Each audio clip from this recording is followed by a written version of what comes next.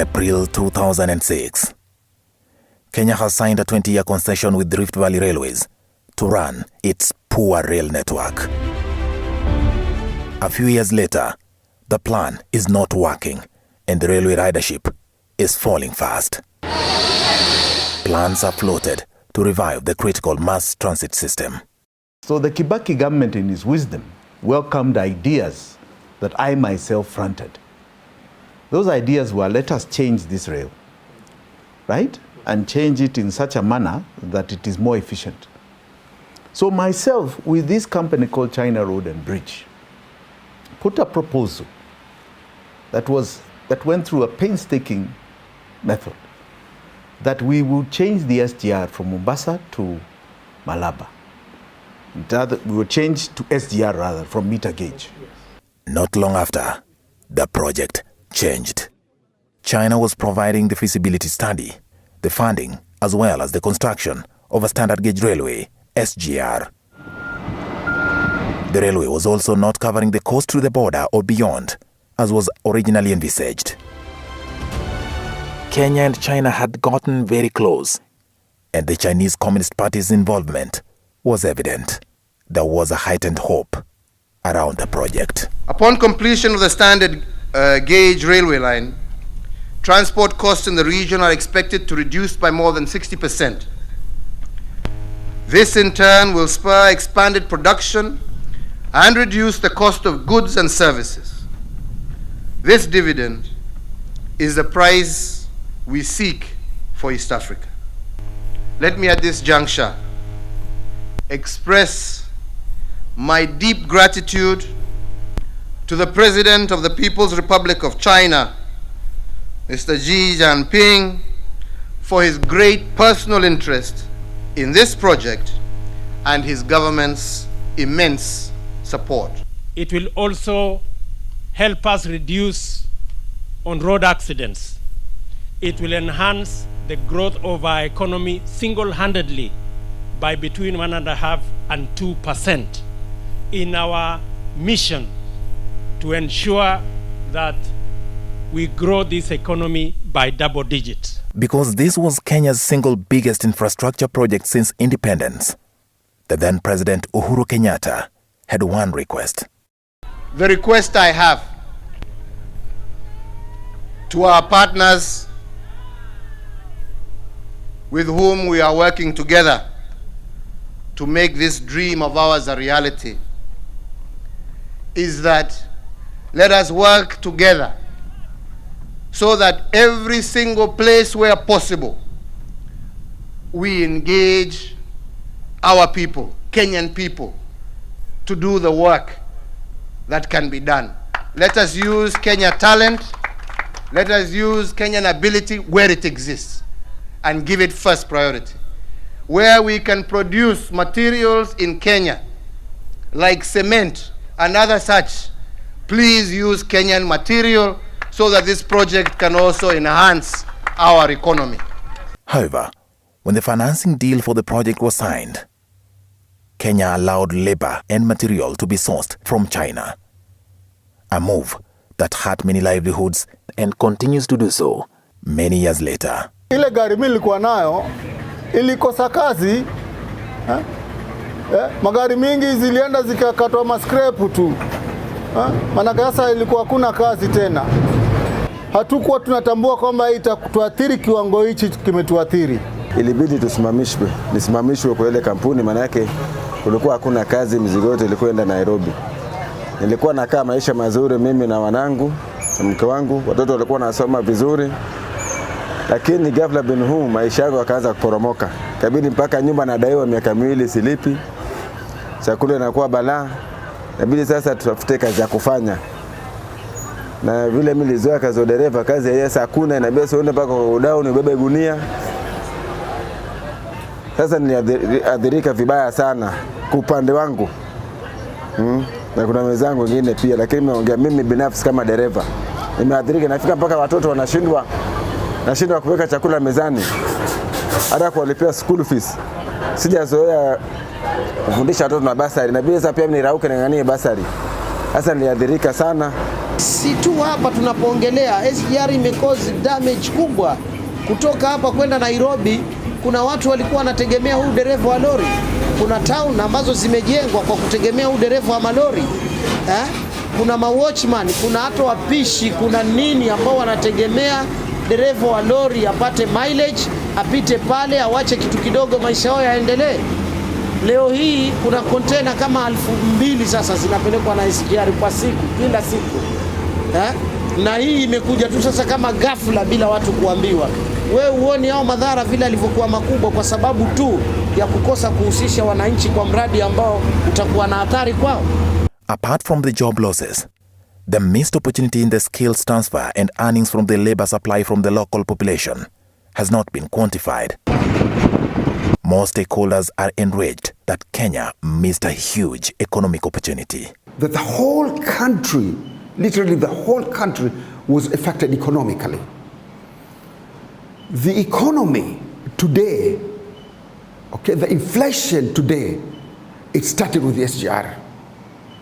And mind you, SGR is the biggest infrastructure project in the history of independent Kenya. From 1963, this is the biggest infrastructure that the government has built. Okay, so the government would have been very prudent before embarking on such gigantic undertaking. Who allowed 5,000 Chinese to come and work on SGR as though we have no workers here? What was that? 5,000 in one go. So we have no capacity. I waited to hear because they kept saying they are going to employ a lot of Kenyans. I never met anybody who told me they worked on SGR. Have you, Edwin? I don't know which Kenyans are these that worked on SGR. They were even saying they're recruiting from different counties. Did you ever hear anybody saying they worked on SGR? I can tell you people, because I did Thika Road at one point.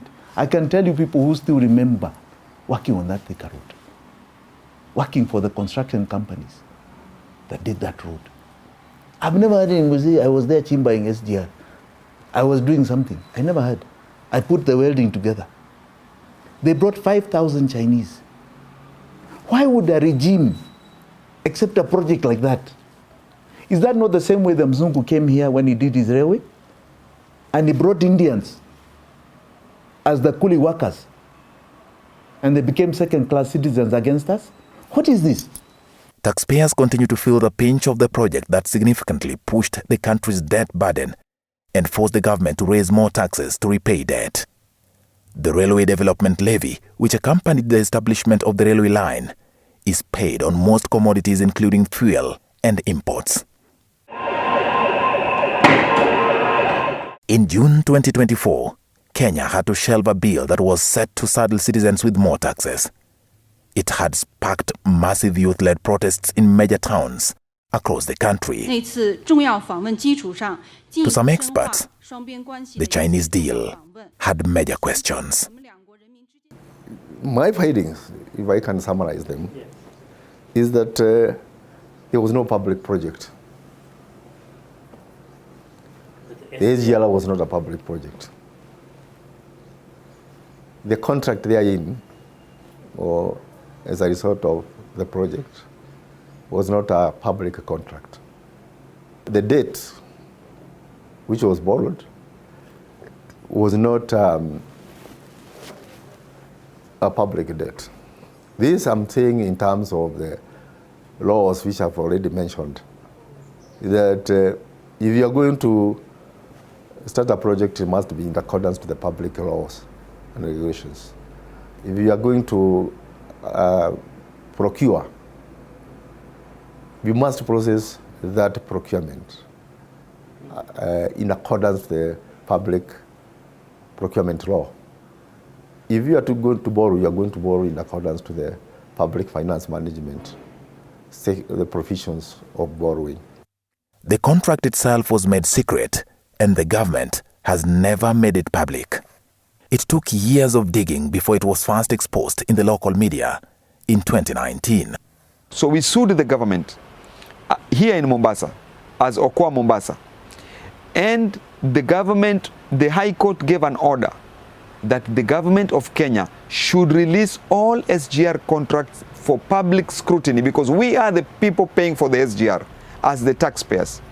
But up to date, the government has totally refused to release the SGR contracts. So what we are trying to do is, we are trying to request the court to hold government officials in contempt of court orders.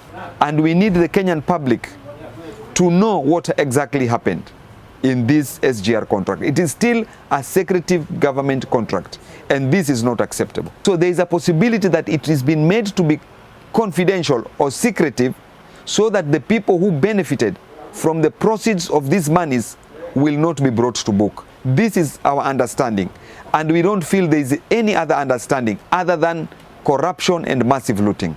Mushere, a forensic auditor who served in the National Treasury, believes the people who signed it should bear responsibility. We are actually paying loan or which does not belong to the public, because if does not meet the criteria set in the laws, if they are not procured in accordance to the law, the public law,